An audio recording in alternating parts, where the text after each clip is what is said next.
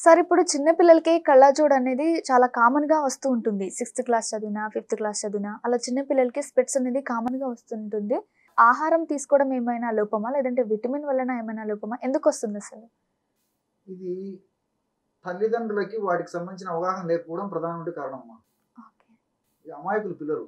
వాళ్ళకి తెలియదు. కానీ తల్లిదండ్రులు చేసేటువంటి అలవాట్ల వల్లనే పిల్లలకి చిన్న వయసులోనే కంటికి సంబంధించిన సమస్యలొస్తున్నాయి. కళ్ళజోడు పెట్టుకోవాల్సిన పరిస్థితి వస్తుందమ్మా. దీనికేంటంటేమా పూర్వకాలం అయితే మరి ఏదో ఒక వాళ్ళకి దంపతులకి ముగ్గురు, నలుగురు, 5 మంది పిల్లలుండేవాళ్ళు. ఈ రోజుల్లో 1 ఆర్ 2 అవును. పిల్లలు.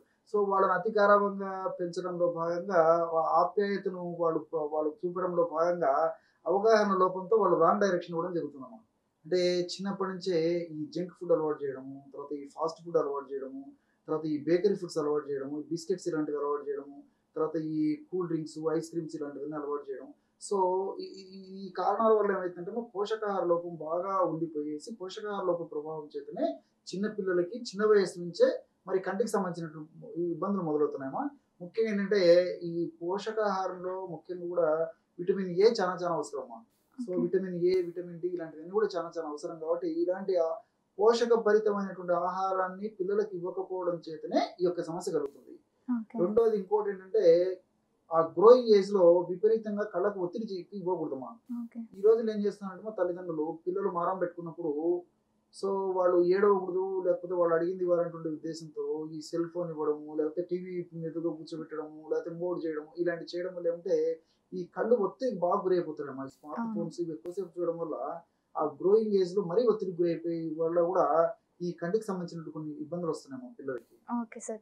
అలాగే ఇప్పుడు పూర్వంలో చూసుకుంటే 50 ఏజ్ వచ్చినా, 60 ఏజ్ వచ్చినా కళ్ళజోడ్స్ అనేవి అప్పటికి లేవు. అసలు తెలీదు అవేంటో కూడా వాళ్ళకి. ఇప్పుడు మాత్రం కామన్‌గా వస్తుంది. మరి అప్పుడుకి ఇప్పటికి ఏంటి డిఫరెన్స్? అని చెప్పాను కదా! వాళ్ళకి పోషకభరితమైన ఆహారం వాళ్ళు బాగా తీసుకునేవాళ్ళు. తర్వాత మజ్జిగ, పాలు, పెరుగు, వెన్న, నెయ్యి ఇలాంటి ఆహార పదార్థాలు బాగా తీసుకునేవాళ్ళు.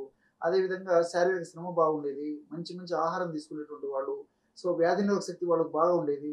సో, ఇలాంటి కారణాల వల్ల ఏమైతుందంటేమా మరి పెద్ద వయస్సులో దాదాపు 60 సంవత్సరాలు, 70 సంవత్సరాలు దాటినటువంటి వాళ్ళలో కూడా మరి ఈ కళ్ళజోడు అవసరం రాకుండా ఉండేదమ్మా.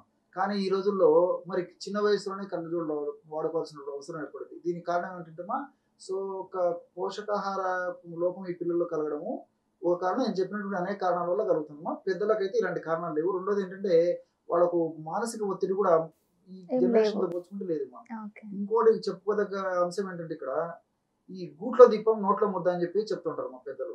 సో, వాళ్ళేం చేసేవాళ్ళంటే సాయంత్రం పూట అర్లీగా ఆహారం తీసుకొని రాత్రి పూట అర్లీగా రెస్ట్ తీసుకునేవాళ్ళమ్మా.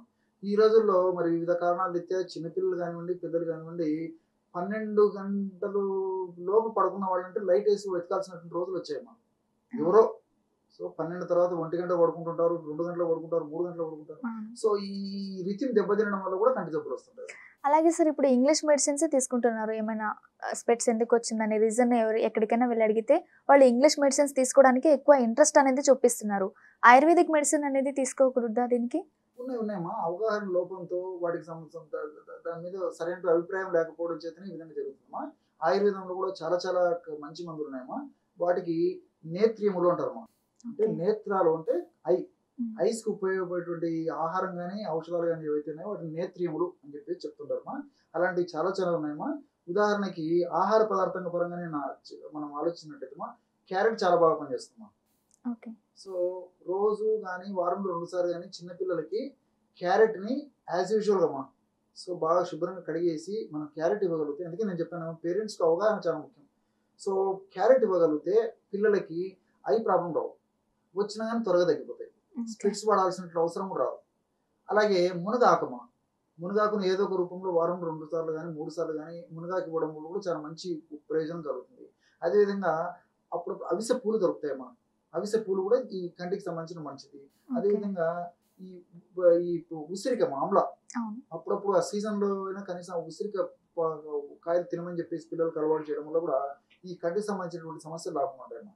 సో, ఈ ఈ పద్ధతిలో ఆహార పదార్థాల పరంగా వాడుకుంటూ నేను చెప్పినట్లు ఈ జంక్ ఫుడ్ వీటికంతా ఎప్పుడో ఒకసారి అథవా కొద్దో గొప్పో వాడుకోవడంలో తప్పులేదు గానీ ఫ్రీక్వెంట్‌గా తరచుగా విచ్చలవిడిగా విశృంఖలంగా వాడకూడదన్నమాట. Parents okay. ఎందుకంటే చిన్నప్పటి నుంచి గైడ్ చేస్తే అవును. మంచి భావి భారత పౌరులను పేరెంట్లు కూడా ఇచ్చినట్లు అవుతుంది మా దేశానికి. సార్ ఇప్పుడు ఈ ప్రాబ్లం తగ్గించుకోవడానికి ఆయుర్వేదిక్ మెడిసిన్స్ ఇక్కడ బయట ఏదైనా మార్కెట్‌లో దొరుకుతుందా? దొరుకుతాయమ్మా. సో కామన్ గా వాడే మెడిసిన్ చెప్తామమ్మా. కొన్ని మెడిసిన్స్ మాత్రం వైద్యుల పర్యవేక్షణలోనే వాడుకోవాలి.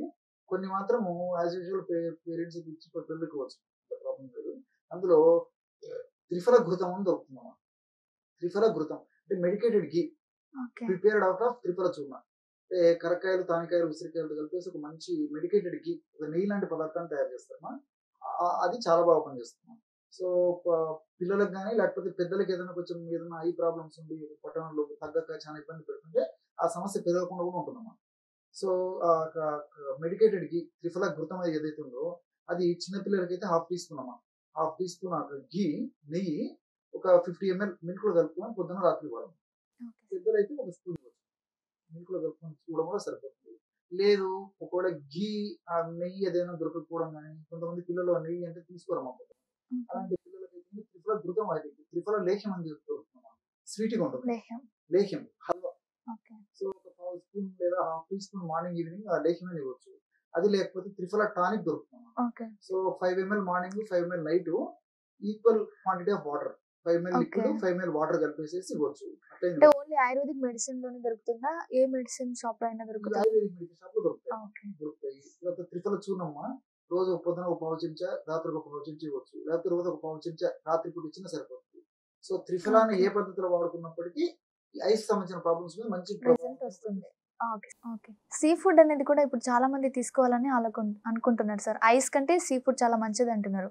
సో సీ ఫుడ్ ఎలాంటివి తీసుకోవాలి? సీ ఫుడ్ కూడా మంచిదే కానీ ఇప్పుడు అందరికీ అందుబాటులో లేదు. ఒకటి ధర ఎక్కువ కాబట్టి కామన్ మ్యాన్‌కి అందుబాటులో లేదు కాబట్టి మనకు దొరికే వాటిని వాడుకోవడం వల్ల వాటంత ఫలితాలు కూడా కలుగుతాయమ్మా. ఇబ్బంది లేదమ్మా.